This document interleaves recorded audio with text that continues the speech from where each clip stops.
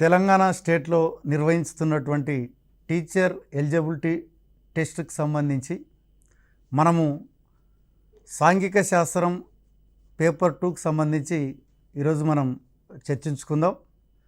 ముఖ్యంగా 6 థీమ్ల ఆధారంగా మొత్తం సిలబస్ అన్నటువంటిది డిజైన్ చేయడం జరిగింది. దాంట్లో మనం మొట్టమొదట తీసుకున్నట్లయితే ఈ యొక్క భూమి వైవిధ్యము అన్నటువంటి దాని థీమ్ కింద ఈరోజు మనం గ్లోబు, అదేవిధంగా అక్షాంశాలు, రేఖాంశాలు, అదేవిధంగా భూమి సహజ ఆవరణాలు, దాంట్లో భాగంగా శిలావరణం అన్నటువంటి దాని గురించి ఈరోజు మనం డీటెయిల్డ్గా చర్చించుకునేటువంటి ప్రయత్నం చేద్దాం. మరి ముఖ్యంగా మనం తీసుకున్నట్లయితే మొట్టమొదట గ్లోబ్. ఇది మీకు క్లియర్గా మనకి 6వ తరగతి టెక్స్ట్ బుక్లో 2వ పాఠం కింద ఇవ్వడం అన్నటువంటిది జరిగింది. ముఖ్యంగా మనం గ్లోబ్ గురించి మాట్లాడాలంటే మనం భూమికి ఆకారంగా గ్లోబును చూపించడం అన్నటువంటి జరుగుతుంది. అంటే భూమి మీద ఉన్నటువంటి భౌతిక పరమైనటువంటి అంశాలన్నింటినీ కూడా ఈ యొక్క గ్లోబ్లో మనం చూస్తూ అవగాహన చేసుకోవడం అన్నటువంటిది జరుగుతుంది. మరి భూమికి నమూనా గ్లోబ్ అని చెప్పాం కాబట్టి మరి భూమి అన్నటువంటిది తన చుట్టూ తాను తిరుగుతూ సూర్యుని చుట్టూ కూడా తిరుగుతుంది. మరి భూమి తన చుట్టూ తాను తిరగడాన్ని భూభ్రమణం అంటారు. భూమి తన చుట్టూ తాను తిరుగుతూ సూర్యుని చుట్టూ తిరిగి రావడాన్ని భూ పరిభ్రమణం అని పిలుస్తారు.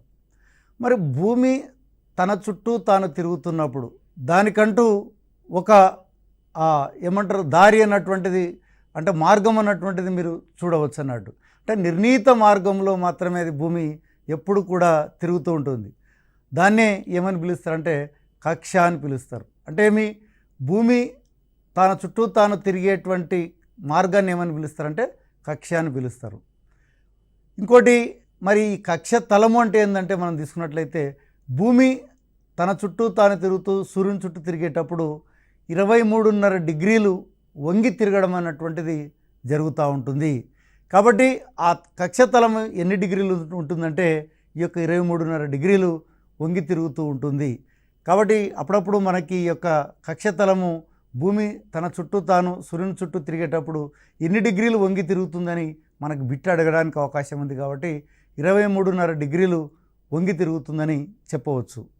మనకి తీసుకున్నట్లయితే మరి భూమి ఏ ఆకారంలో ఉంది అన్నటువంటిది కూడా మనకి అప్పుడప్పుడు అడుగుతూ ఉంటాడు. అంటే వృత్తాకారమా, లేకుంటే దీర్ఘ వృత్తాకారమా, లేకుంటే దాదాపు వృత్తాకారమా అన్నటువంటిది కూడా మనం చెప్పవచ్చు.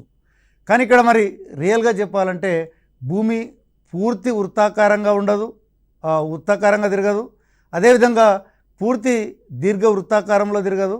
ఇది దాదాపు వృత్తాకారంలో మాత్రమే ఉంటుంది. అంటే చూడడానికి వృత్తాకారం మాత్రమే కనిపిస్తుంది, కానీ పూర్తి వృత్తాకారం మాత్రం కాదు. అందుకనే మనకి ఈ యొక్క టెట్లో ఇటువంటి ప్రశ్నలు ఎక్కువ అడగడానికి అవకాశం ఉంటుంది. భూమి తన చుట్టూ తాను తిరిగేటువంటి యొక్క కక్ష మరి వృత్తాకారమా, దీర్ఘ వృత్తాకారమా, దాదాపు వృత్తాకారమా అన్నప్పుడు మనము దాదాపు వృత్తాకారం అన్నటువంటిది కరెక్ట్ ఆన్సర్గా పెట్టాల్సినటువంటి అవసరం ఉంది. మరి సూర్యుని చుట్టూ భూమి తిరిగేటప్పుడు ఒక్కొక్కసారి అది దగ్గరగా వెళ్తుంది, మరొకసారి దూరంగా వెళ్తుంది. ఎందుకు ఈ యొక్క దాదాపు వృత్తాకారం అన్నాం కాబట్టి కొంత దూరంగా వెళ్ళినప్పుడు దాన్ని ఏమంటారంటే సూర్యునికి భూమికి మధ్య దూరం ఎక్కువగా ఉన్నప్పుడు దాన్ని అపహేలి అని పిలవడం జరిగింది. అప్పుడు ఎంత దూరం ఉందంటే 152 మిలియన్ కిలోమీటర్ల దూరం ఉంది. సూర్యునికి భూమికి మధ్య దూరం 152 మిలియన్ కిలోమీటర్లు. అదేవిధంగా పరహేలి అంటే సూర్యునికి భూమికి దగ్గరగా ఉన్నటువంటిది, ఇది 147 మిలియన్ కిలోమీటర్లుగా ఉంది. మరి తిరిగేటప్పుడు అది గంటకు 1,07,200 కిలోమీటర్ల వేగంతో భూమి తిరుగుతూ ఉంటుంది. మరి మనకు తెలుసు ఈ యొక్క భూమిని ఇంగ్లీష్లో ఎర్త్ అని పిలుస్తారు. ఎర్త్ అంటే మనకి భూమి అని, అంటే నేల, మట్టి, పొడి నేల అన్నటువంటిది మనం చెప్పవచ్చు. ముఖ్యంగా ఈ యొక్క సంస్కృతంలో దీనికి మనం చూసుకున్నట్లయితే భూమికి అనేకమైనటువంటి నానార్థాలు కూడా ఉన్నాయి. భూమి అని, పృథ్వీ అని, ధరణి అని, అవని అని, పుడమి అని. మరి ఇవి కూడా మనం తెలుసుకోవాలంటే ఖచ్చితంగా తెలుసుకోవాల్సినటువంటి అవసరం ఉంది. మరి భూమిని సంస్కృతంలో ఏమని పిలుస్తారని అడిగినప్పుడు కూడా మనకి ఇవన్నీ కూడా పేర్లు గుర్తుండాల్సినటువంటి అవసరం ఉంది. మరి నెక్స్ట్ మనం తీసుకున్నట్లయితే ఇక మనకి అక్షాంశాలు రేఖాంశాలకు సంబంధించినటువంటి అంశాలు.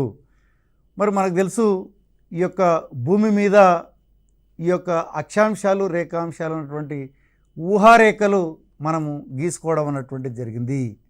మనకి భూమి మీద మనకి అడ్డంగా గీయబడినటువంటి రేఖలను ఏమంటారంటే అక్షాంశాలని పిలుస్తారు. భూమి మీద నిలువుగా గీయబడినటువంటి రేఖలను ఏమంటారంటే రేఖాంశాలని పిలుస్తారు. మరి అక్షాంశాల పరంగా తీసుకున్నట్లయితే ముఖ్యంగా భూమధ్య రేఖ అతిపెద్ద అక్షాంశము. ఈ భూమధ్య రేఖ ఎన్ని డిగ్రీలు కలిగి ఉంటుంది? 0 డిగ్రీలు మాత్రమే కలిగి ఉంటుంది. దీంట్లో మనం గమనించినట్లయితే భూమధ్య రేఖ భూమిని 2 భాగాలుగా విభజిస్తుంది. భూమధ్య రేఖకు ఉత్తరంగా ఉన్నటువంటి భాగాన్ని ఏమంటారంటే ఉత్తరార్ధగోళం అని, భూమధ్య రేఖకు కింద ఉన్నటువంటి భూభాగాన్ని దక్షిణార్ధగోళంగా పిలుచవచ్చు. అంటే భూమిని 2 భాగాలుగా విభజించేటువంటి అక్షాంశం ఏది అంటే మనం భూమధ్య రేఖగా చెప్పవచ్చు. మరి ఈ రేఖాగణిత సూత్రం ప్రకారం మనం తీసుకున్నట్లయితే ఇది ఎన్ని డిగ్రీలు, అదేవిధంగా ఎన్ని నిమిషాలు, ఎన్ని సెకండ్లు అన్నటువంటిది కూడా మనం అక్షాంశాలను గురించి చెప్పేటప్పుడు చెప్తాం. అంటే 23.5 డిగ్రీలు 9 నిమిషాల 10 సెకండ్లు అన్నటువంటిది అట్లా. కాబట్టి మనం ఇక్కడ డిగ్రీలు, నిమిషాలు, సెకండ్లు అన్నటువంటిది వాడుతుంటాం. మనకి నిమిషాలు అన్నప్పుడు ఏంటంటే ఇన్వర్టెడ్ కామాస్ పెట్టేటప్పుడు సింగిల్ ఇన్వర్టెడ్ కామాస్ పెడితే దాన్ని మనకి నిమిషాలుగా చెప్పవచ్చు గుర్తు. అదే డబుల్ ఉంటే దాన్ని సెకండ్లుగా చూపించడం అన్నటువంటిది జరుగుతుంది. మరి ఇక్కడ అక్షాంశాలు మనం చూసినట్లయితే ఇవి సమాంతర వృత్తాలు. ప్రతి వృత్తం కూడా అక్షాంశమే. ఇది భూమికి మధ్య భాగంలో చాలా పెద్దగా ఉంటుంది. అదే ధృవాల దగ్గరకు వేయ కొలది మనకి ఇది బిందువుగా మారిపోవడం అన్నటువంటిది చెప్పవచ్చు. మరి ఇంగ్లీష్లో లాటిట్యూడ్ అంటే వెడల్పు అని అర్థం అన్నట్టు. ఈ లాటిట్యూడ్ అన్నటువంటి పదము లాటిట్యూడ్ అన్నటువంటి లాటిన్ పదం నుంచి రావడం అన్నటువంటిది జరిగింది.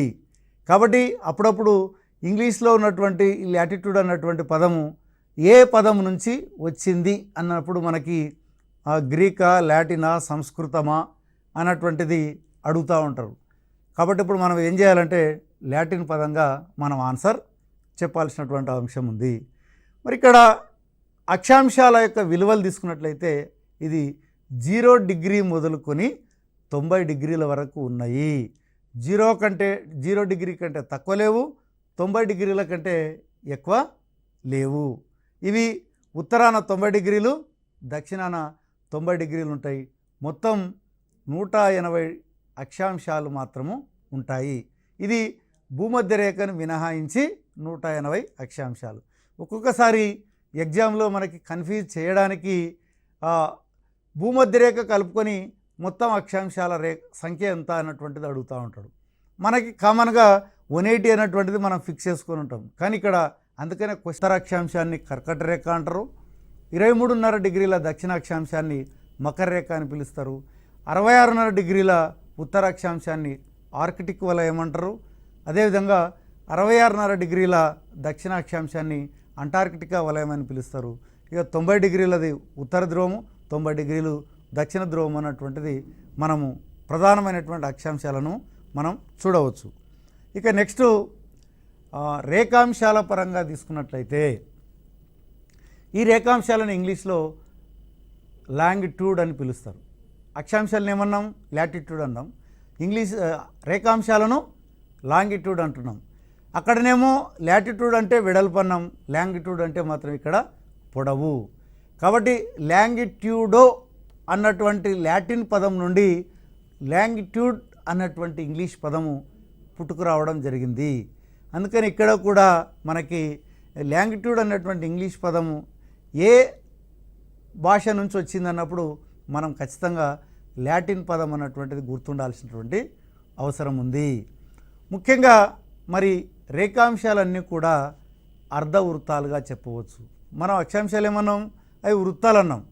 ఇక్కడ వీటిని ఎందుకు అర్ధవృత్తాలని పిలవడం జరిగింది అంటే ఇవి ఉత్తర ధ్రువం నుంచి మొదలై దక్షిణ ధ్రువానికి ఎండ్ కావడం అన్నటువంటిది జరుగుతుంది. అంటే ఇక్కడ ధ్రువాల దగ్గర ఇవన్నీ కూడా ఒక బిందువులాగా మారిపోతాయి. అందుకని ఇవి అర్ధవృత్తాలుగా పిలుస్తారు. ముఖ్యంగా ఈ యొక్క సూర్య సిద్ధాంతాన్ని రాసినటువంటి వ్యక్తి ఎవరంటే వరాహమిహిరుడు. ఇవి చాలా ఇంపార్టెంట్ అయినటువంటి అంశాలు. ఎందుకంటే సూర్య సిద్ధాంతాన్ని ఎవరు రాశారు? వరాహమిహిరుడు, ఆర్యభట్ట, మిగతాగా వాళ్ళ పేర్లు ఇచ్చి మనకి ఈ యొక్క వరాహమిహిరుడు అన్నటువంటిది గుర్తుపెట్టుకోవాల్సినటువంటి అవసరం ఉంది. అంతేకాకుండా సూర్య సిద్ధాంతం మనకి ఏం చెప్పిందంటే ఉజ్జయిని నగరం నుంచి ఈ యొక్క రేఖాంశాలు వెళ్ళడం అన్నటువంటిది జరిగింది అని చెప్పి సూర్య సిద్ధాంతంలో వరాహమిహిరుడు రాయడం అన్నటువంటిది కూడా జరిగింది. అట్లాగే ఉజ్జయిని, శ్రీలంక, రోహతక్ గుండా మధ్యాహ్న రేఖలు వెళ్ళాయి అని చెప్పి ఆర్యభట్ట గట్టిగా నమ్మడం అన్నటువంటిది జరిగింది. అంటే ఇక్కడ మీరు గమనించాల్సింది ఏంటంటే భారతీయ భౌగోళిక శాస్త్రవేత్తలకు సంబంధించి ఇవి ఎక్కువగా అడగడానికి అవకాశం అన్నటువంటిది ఉంది.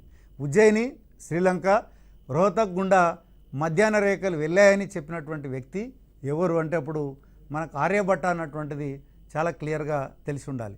అట్లాగే మనకి వరాహమిహిరుడు అన్నటువంటి వ్యక్తి ఈ యొక్క అలెగ్జాండ్రియా నగరం నుంచి కూడా మధ్యాహ్న రేఖలు వెళ్ళాయి అని చెప్పినటువంటి వ్యక్తి వరాహమిహిరుడు. కాబట్టి ఈ యొక్క రేఖాంశాలు సమయం మీద మన యొక్క వరాహమిహిరుడు కావచ్చు, ఆర్యభట్ట చాలా ప్రపంచం కంటే ముందుగా ఈ విషయాలను చెప్పినటువంటి వ్యక్తులు వీళ్ళుగా మనం చెప్పవచ్చు. ముఖ్యంగా మనం తీసుకున్నట్లయితే ఈ యొక్క ఎట్లయితే భూమధ్య రేఖకు ఏది 0 డిగ్రీలు ఉంటుందో ఇక్కడ కూడా మనకు గ్రీన్విచ్ రేఖకి మనకి 0 డిగ్రీలు ఉండడం అన్నటువంటిది మనము గమనించవచ్చు. కాబట్టి ఇక్కడ మనకి 0 డిగ్రీల యొక్క గ్రీన్విచ్ రేఖని ఏమంటారంటే ప్రామాణిక రేఖాంశం అని పిలుస్తారు, లేదంటే గ్రీన్విచ్ రేఖాంశం అని పిలుస్తారు, లేదంటే 0 డిగ్రీ మెరిడియన్ అని పిలవడం అన్నటువంటిది జరుగుతుంది. అంటే దీనికి 3 పేర్లు ఉన్నాయి. 0 డిగ్రీ మెరిడియన్, ప్రామాణిక రేఖాంశం, గ్రీనిచ్ రేఖాంశం అని చెప్పి 3 రకాలైనటువంటి పేర్లు ఉండడం అన్నటువంటిది జరుగుతుంది. మరి ఎందుకు ప్రపంచానికి అంతటికీ కూడా ఈ యొక్క గ్రీనిచ్, ఇంగ్లాండ్లో ఉన్నటువంటి గ్రీనిచ్ పట్టణం గుండా పోయేటువంటి దానికే ఎందుకు 0 డిగ్రీ పెట్టడం జరిగింది అని కూడా డౌట్ రావచ్చు. దీనికి ఒక ప్రధానమైనటువంటి కారణం ఏంటంటే అప్పుడు మొత్తం ప్రపంచాన్ని అంతా కూడా ఇంగ్లాండు తన యొక్క వలస దేశాలుగా మార్చుకోవడం అన్నటువంటిది జరిగింది. అప్పుడు ఏమైనా ఇంగ్లాండు డెసిషన్ తీసుకున్నట్లయితే మరి మిగతా దేశాలు తూచా తప్పకుండా పాటించాల్సినటువంటి పరిస్థితులు ఆ రోజుల్లో ఉన్నాయి. కాబట్టే ఇంగ్లాండ్ చెప్పింది కాబట్టి ఆటోమేటిక్గా మిగతా అన్ని దేశాలు కూడా వాటిని అనుసరించడం అన్నటువంటిది జరిగింది. కాబట్టి ఇది కూడా రేపు మనకు అడగడానికి కూడా అవకాశం ఉంది. గ్రీనిచ్ మీద వెళ్ళేటువంటి రేఖాంశాన్ని మాత్రమే 0 డిగ్రీలుగా ప్రామాణిక రేఖాంశంగా ప్రపంచమంతా కూడా గుర్తించడానికి ప్రధానమైనటువంటి కారణం ఏది అని అడిగినప్పుడు మరి ఈ యొక్క బ్రిటన్ వలసలు ఏర్పాటు చేసుకొని ప్రపంచాన్నంతా కూడా పరిపాలన చేయడం వల్ల మాత్రమే ఇది సాధ్యమైందని కూడా మనం చెప్పడానికి అవకాశం ఉంది. అట్లాగే మనం తీసుకున్నట్లయితే మరి ఈ యొక్క రేఖాంశాలు మొత్తం మనకి ఎన్ని ఉన్నాయని చూసినట్లయితే 360 రేఖాంశాలు ఉన్నాయి. దీంట్లో తూర్పు వైపున 180 డిగ్రీల రేఖాంశాలు, అదేవిధంగా 180 డిగ్రీల రేఖాంశాలు, పశ్చిమ వైపున కూడా 180 డిగ్రీల రేఖాంశాలు వెళ్ళడం అన్నటువంటిది జరుగుతుంది. మనకి ఇక్కడ గమనించినట్లయితే ఏంటంటే 180 డిగ్రీల యొక్క తూర్పు పశ్చిమ రేఖాంశం ఒకటిగానే ఉంది. అందుకే దాన్ని ఏమన్నారంటే 180 డిగ్రీల రేఖాంశాన్ని ఏమన్నారంటే యాంటీ మెరిడియన్ అని పిలిచారు. అంటే ఏమి 0 డిగ్రీనేమో మెరిడియన్ పిలిచడం జరిగింది, 180 డిగ్రీ రేఖాంశాన్ని మాత్రం యాంటీ మెరిడియన్ అని పిలవడం అన్నటువంటిది జరిగింది. దీన్నే 180 డిగ్రీల తూర్పు పశ్చిమ రేఖాంశం అని కూడా పిలుస్తారు. అట్లాగే దీనికి మరొక పేరు కూడా ఉంది, ఏది అంతర్జాతీయ దినరేఖ అని కూడా పిలుస్తారు. 180 డిగ్రీల రేఖాంశాన్ని ఏమని పిలుస్తారు? అంతర్జాతీయ దినరేఖ అని పిలుస్తారు.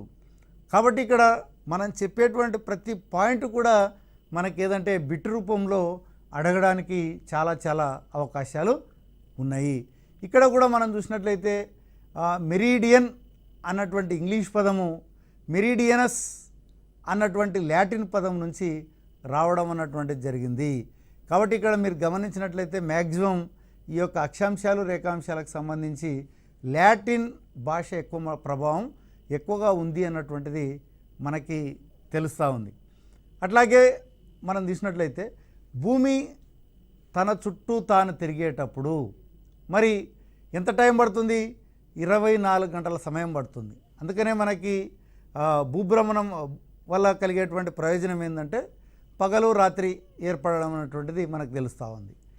కానీ ఇక్కడ 24 గంటల సమయం పడుతుంది. కాబట్టి మనం గమనించినట్లయితే ఏంటంటే మొత్తం ప్రపంచంలో 24 కాలమండలాలు ఉన్నాయి. అంటే ఏమి మనకి టోటల్గా 360 రేఖాంశాలు ఉన్నాయి. కాబట్టి ఒక్కొక్క రేఖాంశాన్ని భూమి దాటడానికి 4 నిమిషాల సమయం పడుతుంది. కాబట్టి మొత్తం 360 ఇంటూ 4 వేసినట్లయితే మనకి 24 గంటల సమయం అన్నటువంటిది వస్తుంది. మరి ఇక్కడ గమనించండి, ఒక్కొక్క కాల మండలానికి ఎన్ని డిగ్రీల రేఖాంశాలు తీసుకున్నారు అంటే 15 డిగ్రీల రేఖాంశాలను తీసుకోవడం అన్నటువంటిది జరిగింది. అందుకనే మన భారతదేశంలో కూడా మనం గమనించినట్లయితే మన భారతదేశం గుండా ఎన్ని రేఖాంశాలు వెళ్తున్నాయి అంటే 30 రేఖాంశాలు వెళ్ళడం అన్నటువంటిది జరుగుతుంది. అందుకనే మనకి అరుణాచల్ ప్రదేశ్లో కంటే కూడా గుజరాత్ దగ్గర ఉన్నటువంటి కచ్ ప్రాంతంలో 2 గంటలు సూర్యోదయం ఆలస్యం కావడం అన్నటువంటిది మనం గమనించవచ్చు. అంటే ఏమి అరుణాచల్ ప్రదేశ్లో మనకి 5 గంటలకే సూర్యోదయం వస్తే మనకి గుజరాత్ దగ్గర కచ్ ఉన్నటువంటి ప్రాంతంలో 7 గంటలకు సూర్యోదయం రావడం అన్నటువంటిది జరుగుతుంది. అందుకని మనం నార్త్ ఈస్టర్న్ స్టేట్కి మనం వెళ్ళి చూసినట్టయితే ఈవినింగ్ వాళ్ళకి తొందరగా చీకటి కావడం అన్నటువంటిది జరుగుతుంది. తెల్లవారుజామున వాళ్ళకి తొందరగా పగలు కావడం అన్నటువంటిది జరుగుతుంది. ఎందుకంటే అది తూర్పు వైపున ఉంది కాబట్టి. అందుకనే మనం ఇప్పుడు ఇక్కడ గమనించినట్లయితే ఒక్కొక్క డిగ్రీ మనకి దాటడానికి అంటే ఒక్కొక్క రేఖాంశాన్ని దాటడానికి 4 నిమిషాల సమయం పడుతుందంటే మనము ప్రపంచంలో ప్రతి 4 నిమిషాలకు టైం కౌంట్ చేయాల్సినటువంటి అవసరం వస్తుంది. కాబట్టి దీన్ని నివారించడానికి ఏం చేసినారంటే 24 కాలమండలాలు చేశారు. అట్లాగే ప్రతి దేశం కూడా వాళ్ళ దేశంలో ఉన్నటువంటి ప్రజల సౌకర్యార్థం ఒక ప్రామాణిక రేఖాంశాన్ని కూడా తీసుకోవడం అన్నటువంటిది జరుగుతుంది. మన భారతదేశంలో మనం ఏం చేసినామంటే 82.5 డిగ్రీల తూర్పు రేఖాంశాన్ని భారతదేశ ప్రామాణిక రేఖాంశంగా మనం నిర్ణయించుకోవడం అన్నటువంటిది జరుగుతుంది. అంటే ఏమి 82.5 డిగ్రీల ప్రామాణిక రేఖాంశం మీద ఏ సమయం అయితే అవుతుందో అదే సమయాన్ని భారతదేశం అంతటా కూడా మనం పాటించడం అన్నటువంటిది జరుగుతూ ఉంది. కాబట్టి ఈ యొక్క ఎందుకు ఈ రకమైనటువంటి డెసిషన్ తీసుకుంటారు అన్నట్లయితే ఇప్పుడు మనకి భారతదేశంలో 30 రేఖాంశాలు వెళ్తున్నాయంటే మనకు 30 రకాల సమయాలు ఉంటాయి. మరి ఒక్కొక్క సమయంలో మనకి చాలా కన్ఫ్యూజన్ ఉంటుంది. కాబట్టి అందుకే ఒక ప్రామాణిక రేఖాంశాన్ని తీసుకోవడం అన్నటువంటిది జరుగుతుంది. మరి ఇది ఎట్లా లెక్కిస్తారు అని మనం గమనించినట్లయితే బేస్ ఏమని చెప్పాము అంటే 0 డిగ్రీ మెరీడియన్ అన్నటువంటిది బేస్. అంటే మీ 0 డిగ్రీల యొక్క గ్రీనిచ్ రేఖాంశం అన్నటువంటిది ఆధారంగా చేసుకొని మొత్తం ప్రపంచంలో ఉన్నటువంటి సమయాలంతా కూడా లెక్కించడం అన్నటువంటిది జరుగుతుంది. మరి ఎలా లెక్కించాలి అని మనం గమనించినట్లయితే దీనికి ఏం చేయాలంటే మనకి తూర్పు వైపుకు వెళ్ళే కొలది అంటే మీ మెరీడియన్కి తూర్పు వైపులో ఉన్నటువంటి దేశాల గురించి లెక్కించేటప్పుడు ఏం చేయాలంటే సమయం కలుపుతూ పోవాలి. అంటే తూర్పు వైపు వెళ్ళే కొద్ది ఏంటంటే 4 నిమిషాలు కలుపుతూ వెళ్ళాలి. అదే గ్రీనిచ్ రేఖాంశం నుంచి పశ్చిమ వైపుకు వెళ్ళే కొలది ఏంటంటే సమయం తీసేస్తూ వెళ్ళాలి. కానీ ఇక్కడ మీరు ఒక విషయం గమనించాలి. ఇప్పుడు సపోజ్ 82.5 డిగ్రీలు మనం భారతదేశ ప్రామాణిక రేఖాంశంగా మనం తీసుకోవడం అన్నటువంటిది జరిగింది. మనం 82.5 డిగ్రీల నుంచి పశ్చిమానికి మనం వెళ్ళినామనుకోండి, అప్పుడు ఏం చేయాలి? మనం సమయాన్ని తీసేస్తూ వెళ్ళాలి. అదేవిధంగా మన దేశం నుంచి తూర్పు వైపు ఉన్నటువంటి దేశాల కావచ్చు, తూర్పు వైపు ఉన్నటువంటి రాష్ట్రాల యొక్క సమయాన్ని తెలుసుకోవాలంటే కూడా అప్పుడు మనం ఏం చేయాలంటే సమయాన్ని కలుపుతూ వెళ్ళాల్సినటువంటి అవసరం ఉంది. మరి దీని మీద కూడా ఎగ్జామ్లో చాలా ఖచ్చితంగా ఒక క్వశ్చన్ అడగడానికి అవకాశం ఉంది. ముఖ్యంగా మనం ఉదాహరణకు తీసుకున్నట్లయితే ఇప్పుడు 0 డిగ్రీ మెరీడియన్ మీద అంటే గ్రీనిచ్ రేఖాంశం మీద అర్ధరాత్రి 12 గంటలైతే మరి సిడ్నీలో ఉన్నటువంటి 151 డిగ్రీల రేఖాంశం దగ్గర సమయము ఎంత అని అడగడానికి అవకాశం ఉంది. మరి ఇది అప్పుడు మనం ఏం చేయాలి? ఇక్కడ 151 ఇంటూ 4 వేస్తే మనకి ఏమవుతుందంటే నిమిషాలు రావడం అన్నటువంటిది జరుగుతుంది. వచ్చినటువంటి నిమిషాలను ఏం చేయాలి? మనం గంటలతోని భాగించాలి. అంటే డివైడెడ్ బై 60 చేసినట్టయితే మనకి ఎన్ని గంటలు అనేది వస్తుంది. అంటే ఇక్కడ గమనించినట్లయితే ఏంటంటే అర్ధరాత్రి ఈ యొక్క గ్రీనిచ్ రేఖాంశం దగ్గర అర్ధరాత్రి అయితే సిడ్నీలో అప్పుడు టైం ఎంత ఉంటుందంటే ఉదయం 10:04 టైం అయి ఉంటుంది. అంటే అక్కడ అర్ధరాత్రి అయినప్పుడు ఇక్కడ 10:04. ఒకవేళ ఓసారి క్వశ్చన్ ఎట్లా అడుగుతాడు? గ్రీనిచ్ రేఖాంశం మీద మధ్యాహ్నం 12 గంటలైతే మరి 151 డిగ్రీలో మీద ఉన్నటువంటి సిడ్నీలో సమయము ఎంత అని అడగడానికి అవకాశం ఉంటుంది. అప్పుడు మనం ఏం చేయాలి? ఇక్కడ మధ్యాహ్నం 12 అని మెన్షన్ చేసినాడు కాబట్టి మనం ఇప్పుడు ఏం చేయాలంటే రాత్రి 10:04 సమయం అవుతుంది అన్నటువంటిది మనకు అక్కడ ఆప్షన్లో ఇవ్వడం అన్నటువంటిది జరుగుతుంది. అట్లాగే మనందరికి తెలుసు ఈ యొక్క గ్రీనిచ్ మీద అర్ధరాత్రి 12 అయితే భారతదేశంలో సమయం ఎంత అంటే 5:30 గంటల వ్యత్యాసం అన్నటువంటిది మనకు తెలుసు. కాబట్టి ఇక్కడ తెలిసినది ఎప్పుడు అడగరు.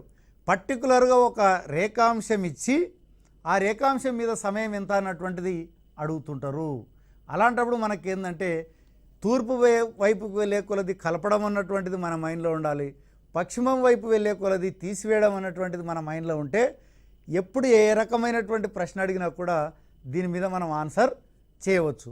ఇప్పుడు సపోజ్ మనం తీసుకున్నట్లయితే 10 డిగ్రీల తూర్పు రేఖాంశం మీద ఉదయం 6 గంటల టైం అయితే ఇక్కడ మనకి 12 డిగ్రీల పశ్చిమ రేఖాంశం మీద మనకి ఎంత టైం అవుతుందని అన్నప్పుడు మనం గమనించాల్సింది ఏంటంటే 10 డిగ్రీల తూర్పు రేఖాంశం అన్నాం, 12 డిగ్రీల పశ్చిమ రేఖాంశం అని పిలిచినాం.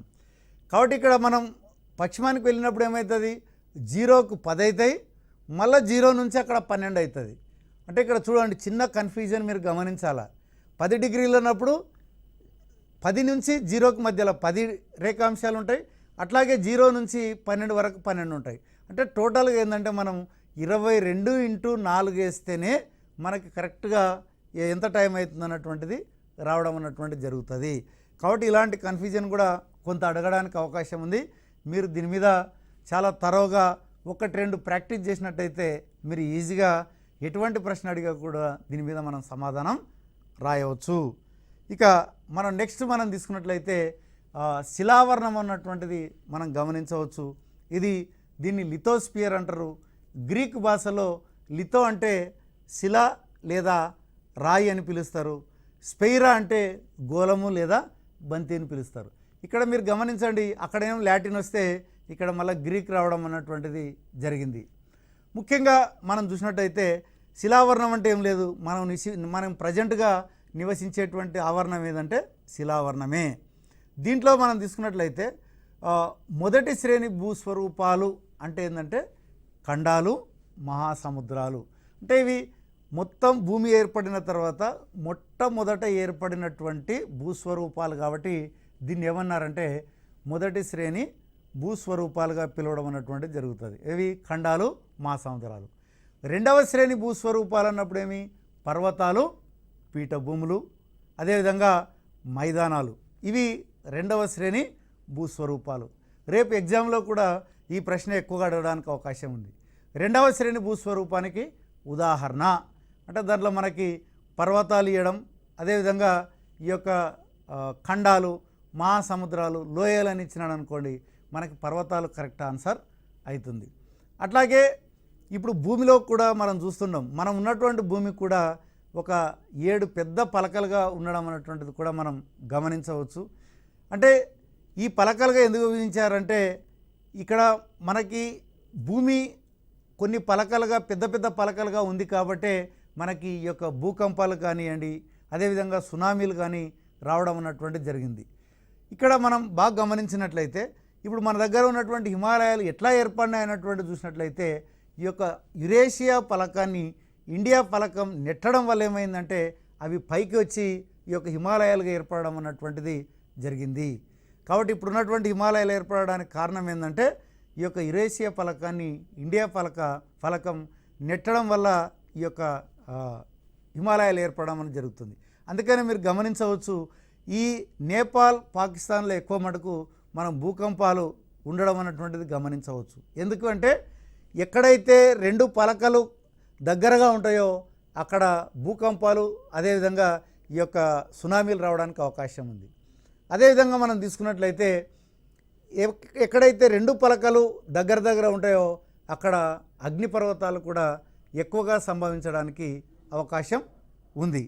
ఇక నెక్స్ట్ మనం తీసుకున్నట్లయితే ప్రపంచంలో మనకి ఈ యొక్క అగ్నిపర్వతాలు అన్నటువంటివి ఇందాక చెప్పాను, రెండు పలకలు కలుసుకున్నప్పుడు అగ్నిపర్వతం ఏర్పడుతుంది. కాబట్టి ఈ అగ్నిపర్వతం బద్దలైనప్పుడు పైకి వచ్చేటువంటి దాన్నేమో లావా అని పిలుస్తారు, మధ్యలోనే ఆగిపోతే దాన్ని ఏమంటారంటే మాగ్మా అని పిలవడం అన్నటువంటిది జరుగుతుంది. మరి ప్రపంచంలోనే అత్యంత చురుకుగా ఉన్నటువంటి అగ్నిపర్వతం ఏంటంటే స్ట్రాంబోలి అగ్నిపర్వతం. దీన్ని మధ్యధరా సముద్రపు దీపస్తంభం అని కూడా పిలుస్తారు. మనకు ప్రపంచంలో చాలా ముఖ్యమైనటువంటి అగ్నిపర్వతాలు చాలా ఉన్నాయి. స్ట్రాంబోలి వచ్చేసి సిసిలి ఉంది, మౌంట్ పీలీ వచ్చేసి వెస్టిండీస్లో ఉంది, మౌంట్ వెసువియస్ ఇటలీలో ఉంది, ఫిజియామా జపాన్లో ఉంది, కోటోపాక్స్ వచ్చేసి ఈక్విడార్లో ఉంది, మయాన్లో వచ్చేసి ఫిలిప్పైన్లో ఉంది, బారెన్ నార్కొండం అన్నటువంటి భారతదేశంలో ఉన్నాయి, కిల్మంజారో వచ్చేసి టాంజానియా దేశంలో ఉంది. కాబట్టి ఏ అగ్నిపర్వతం ఏ దేశంలో ఉన్నటువంటిది మనం బిట్లలో అడగడానికి అవకాశం ఉంది. వీటిని కూడా బాగా చూసుకోండి. ముఖ్యంగా మరి పసిఫిక్ అగ్నివలయం అని ఎందుకు పిలిచినారంటే పసిఫిక్ మహాసముద్రంలో ఎక్కువ మటుకు భూకంపాలు రావడం జరుగుతుంది. మొత్తం భూకంపాలలో 3/4 వంతు భూకంపాలు ఈ యొక్క పసిఫిక్ మహాసముద్రంలోనే ఎక్కువ రావడం అన్నటువంటిది జరుగుతుంది. మరి ఎందుకంటే ఎక్కువ పలకలు అక్కడనే కేంద్రీకృతమై ఉన్నాయి కాబట్టి ఎక్కువ భూకంపాలు అక్కడ రావడం అన్నటువంటిది జరుగుతుంది. ఇక 3వ శ్రేణి భూస్వరూపాలకి ఉదాహరణగా మనం ఏం చెప్పవచ్చు అంటే కొండలు, లోయలు, పర్వతాలు మనం 3వ శ్రేణి దాన్ని కూడా చెప్పవచ్చు. మరి ఈ యొక్క భూస్వరూపాలు ఎందుకు ఏర్పడుతున్నాయి అంటే ఏమి కొండలు కావచ్చు, లోయలు కావచ్చు, ఇవన్నీ ఎందుకు ఏర్పడుతున్నాయి అంటే దానికి ప్రధానమైనటువంటి కారణం శిలాశైథిల్యము, క్రమక్షయము, నేలకోత, రేణువుల రవాణా చేయడం వంటి ఇవన్నీ కలిపి వీటన్నిటిని కలిపి ఏమంటారంటే వికోసీకరణ ప్రక్రియ అని పిలుస్తారు. అంటే శిలాశైథిల్యం అన్నప్పుడు గాలికి కావచ్చు, అదేవిధంగా వానకు కావచ్చు, ఈ యొక్క పెద్ద పెద్ద రాళ్ళు కూడా పగులు గమనించవచ్చు. క్రమక్షయం అన్నప్పుడు బాగా వరదలు వచ్చినప్పుడు మనకి భూమి కోతకు గురి కావడం అన్నట్టు కావచ్చు. నేల కోత అన్నటువంటిది మనం గమనించవచ్చు. వరద బాగా పారినప్పుడు ఏమైందంటే నేల కోతకు గురి కావడం అన్నటువంటిది జరుగుతుంది. రవాణా అన్నప్పుడు ఏంటంటే ఎప్పుడైతే స్పీడ్ తగ్గిందో మేట వేసి అక్కడ నిలిచిపోవడం అన్నటువంటిది జరుగుతుంది. ఇలా చేయడం వల్ల ఏమైందంటే భూమి మీద ఇప్పుడున్నటువంటి పర్వతాలు కావచ్చు, పీఠభూములు కావచ్చు, మైదానాలు కావచ్చు, ఈ యొక్క వికోసీకరణ ప్రక్రియ వల్ల ఏర్పడినటువంటి అంశాలు. ఇక నది బాగా ప్రవహిస్తే ఏ రకమైనటువంటి లోయలు ఏర్పడతాయంటే వి ఆకారపు లోయ ఏర్పడడం అన్నటువంటిది జరుగుతుంది. మరి ప్రపంచంలోనే అతిపెద్ద గ్రాండ్ కానియన్ ఎక్కడుందంటే కొలరాడో నది మీద ఉంది. ఇది కూడా ఎప్పుడు అడగడానికి అవకాశం ఉంది. అట్లాగే గార్జెస్ అంటే మనం తీసుకున్నట్లయితే ఏంటంటే నదీ ప్రవాహంలో ఎక్కువ మటుకు పర్వతాలు లేదంటే గట్టి ప్రదేశం ఉన్నప్పుడు ఏంటంటే అది కోసుకుంటూ లోయలో ప్రవహిస్తే దాన్ని గార్జెస్ అని పిలుస్తారు.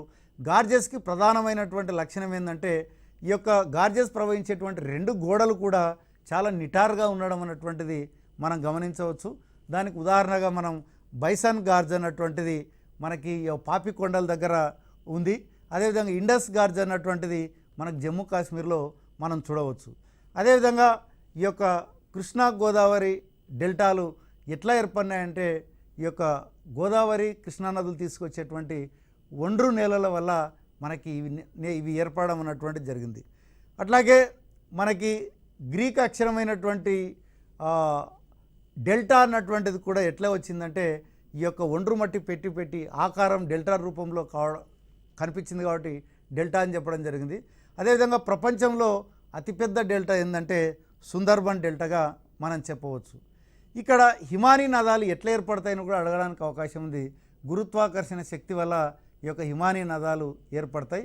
హిమానీ నదాల వల్ల ఎటువంటి లోయలు ఏర్పడతాయంటే యు ఆకారపు లోయలు ఏర్పడడం అటువంటిది జరుగుతూ ఉంటుంది. ముఖ్యంగా మనం తీసుకున్నట్లయితే సముద్రంలో మనకి నీటిలో సముద్ర భృగువులు అని కూడా ఏర్పడతాయి. అంటే శిఖరాలు అంటే ఆర్చ్ మాదిరి ఉంటుంది.